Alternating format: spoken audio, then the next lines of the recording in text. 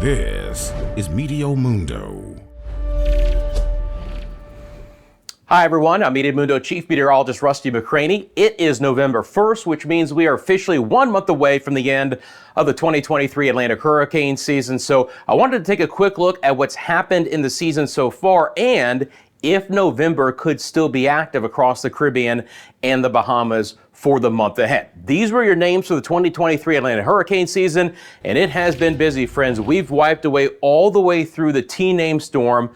Tammy not that long ago through mainly the Lesser Antilles. We still have Vince and Whitney, so 2 named storms left on the list. There is a supplemental list if we have to get into that, but I hope we don't have more than 2 named storms in November. Now, here are the current sea surface temperatures, all right? You're looking at this in Celsius, and we have a lot of area of the Caribbean through the Lesser Antilles, even towards the southern Bahamas, the Turks and Caicos, and the southeastern Gulf of Mexico with sea surface temperatures around 29 to 30 degrees Celsius. That's bumping up well into the upper 80s, maybe even close to a few areas still near 90 degrees Fahrenheit. It's exceptionally warm water for us here, which means there's still a lot of fuel out there for systems to develop. Now, we are in El Nino, and typically that brings strong upper level winds, which like to rip apart storms.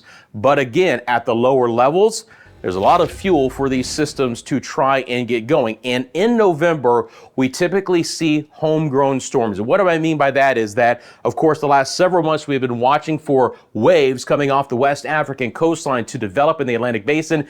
Typically, we shut off that faucet in November. We just don't see these prolonged tracks. We get generally shorter storms developing closer to home. Some of the main areas of potential development include the western sides of the Caribbean, the Bahamas, and a little sliver out here in the central Atlantic. But again, we have storms that get wrapped up fairly close to where we live. If you remember Nicole from last year, which became a hurricane in the second week of November, that would develop not very far from the eastern side of the Bahamas. So what's happening right now? Well, we have a disturbance out there in the Caribbean, and we'll be monitoring that one for you here on Meteo Mundo. But as we get to the first day of November, we do have an active disturbance, and I do expect the opportunity for tropical development to stick around the remainder of the month.